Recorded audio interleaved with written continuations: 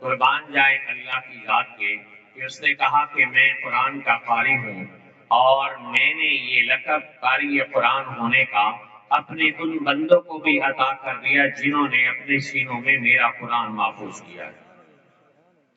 اور میں حافظ قرآن ہوں، انا نحن نزلنا الذکر وانا لہ لحافظون۔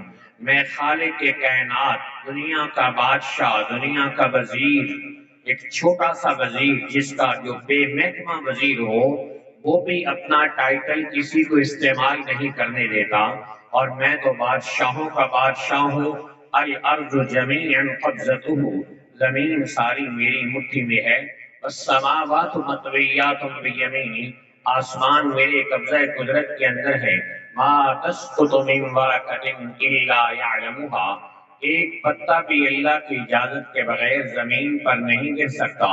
وہ ساری کائنات کا خالق و مالک ان حافظ قرآن بچوں کو کہہ رہا ہے کہ میں حافظ قرآن ہوں، اور یہ حافظ قرآن ہونے کا لقب، نام اور ٹائٹل میں تمہیں بھی عطا کر رہا ہوں۔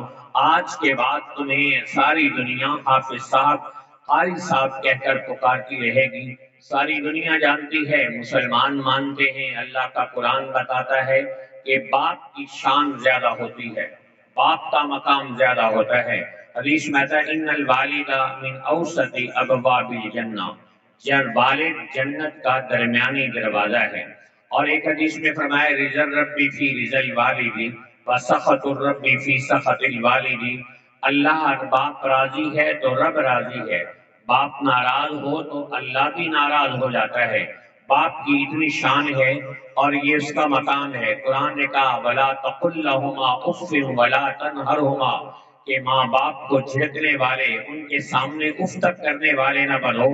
جس قرآن نے یہ کہا ہے کہ وبالوالدین احسانا، والدین کے ساتھ اچھا سلوک کرنے والے بنو، ساری دنیا کو والدین کا ادب سکھایا، اور کہا باپ آئے تو اس کے آگے نہ چلنے والے بنو، اس کے پیچھے چلنے والے بنو۔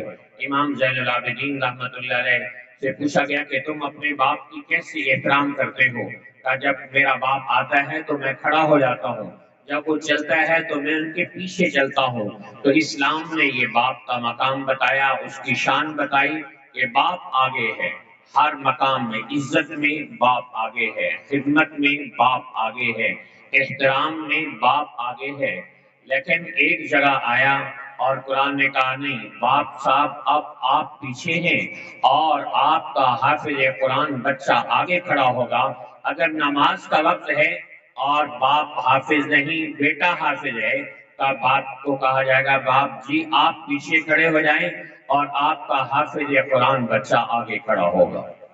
صرف باپ نہیں، کوئی اس ملک کا بادشاہ بن جائے، کوئی صدر بن جائے، کوئی وزیر اعظم بن جائے، اور کوئی ساری کائنات کا بادشاہ بن جائے، اسے بھی کہا جائے گا اگر تراویح پڑھنی ہے تم پیچھے کھڑے ہوگے اور قرآن کا حافظ آگے مصلی پہ کھڑا ہوگا۔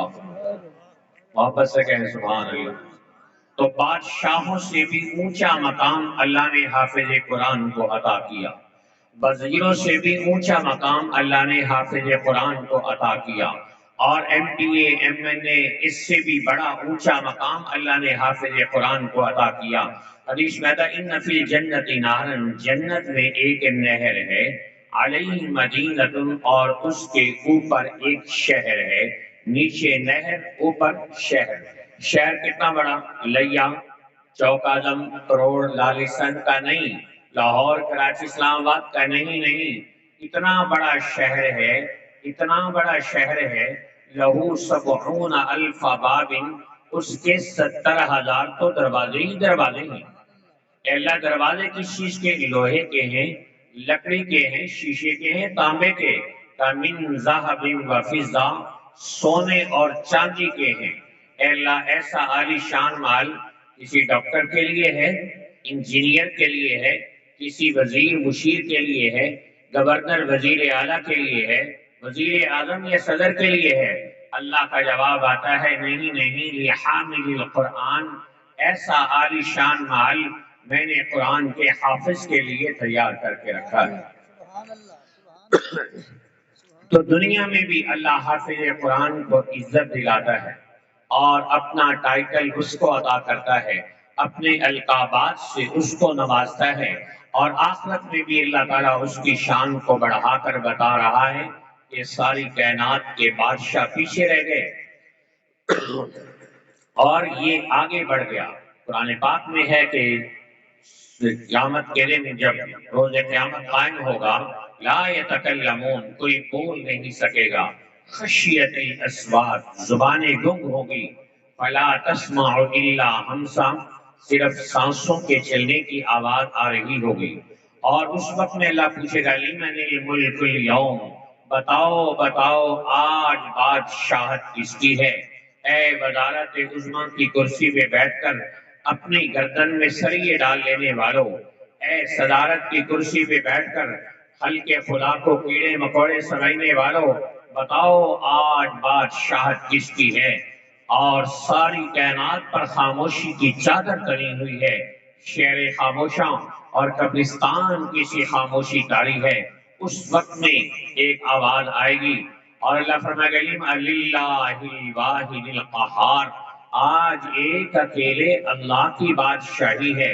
اس وقت اللہ فرمائے گا اے قرآن کے حافظو، میں نے تمہیں قرآن اس لیے نہیں دیا تھا کہ میں تمہیں عذاب دوں گا، اذهبوا فقد غفرت لكم، جاؤ تم تو بخشے بخشائے ہو، اور نہیں اکیلے نہیں جاؤ گے بلکہ اور آدمیوں کو بھی جنت میں لے جانے والے بنو گے۔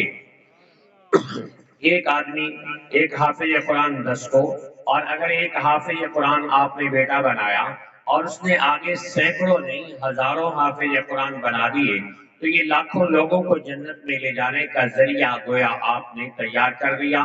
تو حافظ قرآن کو اللہ نے یہ مقام عطا فرمایا، اور قرآن کی حفاظت کا اللہ نے وعدہ کیا کہ اِنَّا نَحْنُ نَزَّلْنَا الذِّكْرَ وَإِنَّا لَهُ لَحَافِظُونَ، اللہ کہہ رہے میں نے قرآن کو اتارا ہے اور میں ہی اس کی حفاظت کروں گا۔ اور حفاظت کا طریقہ کیا ہے کہ اللہ تعالیٰ نے مسلمانوں کے سینوں کو قرآن پاک کے حفظ کرنے کے لیے کھول دیا۔ 5 سال کے بچے سے لے کر 80 سال کے بوڑھے بزرگ تک قرآن پاک کے حافظ بن رہے ہیں۔ مجھے ایک جگہ بیان کے لیے جانا ہوا تو بتایا گیا جی قرآن پاک حفظ ہوا ہے، تو میں نے پوچھا جی کون بچہ ہے جس نے حفظ کیا ہے؟ انہوں نے